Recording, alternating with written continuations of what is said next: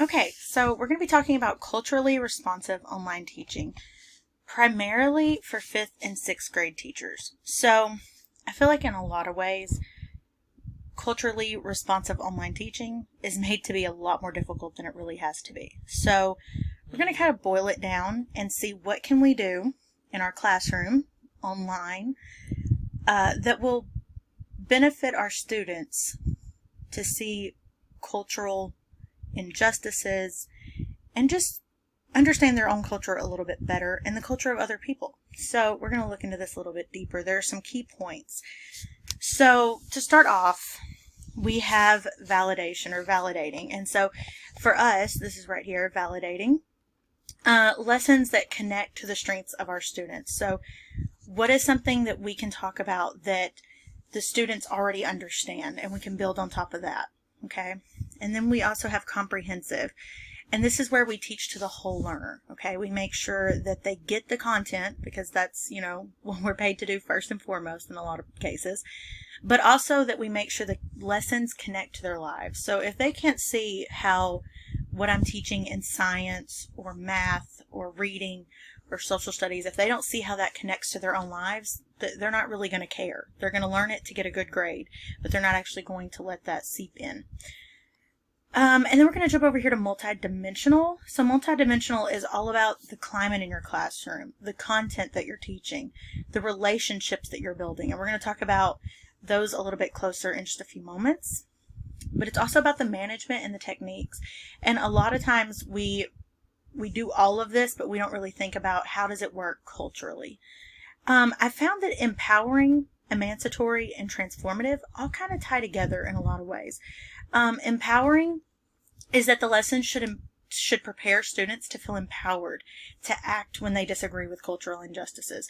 A lot of times they don't know how to act on their empowered or what they feel.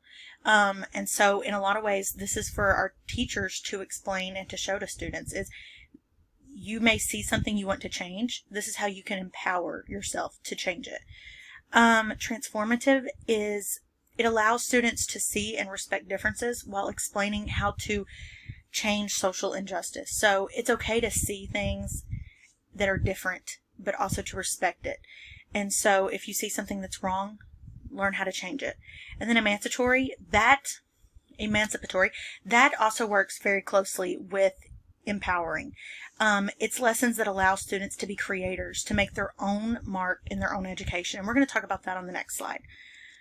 So what can we do as teachers? I teach 6th grade, so I totally understand that in a lot of cases, our kids, they have culture all around them, but they don't understand other people's cultures. And so even though I teach math and science and stuff like that, it's not always that I get to talk about culture, like maybe history classes or social studies classes where they talk about culture all the time. And so what's something we can do?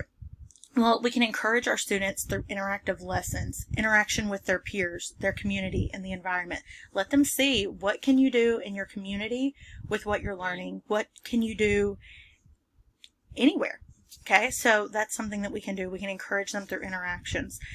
Let the lessons be student-centered. So talk about what they find interesting and can relate to. Now, in a lot of ways, this can throw a teacher off really bad because they're like, I don't understand TikTok. Well, no, you don't understand TikTok. But if your students are interested in TikTok, learn about TikTok, okay?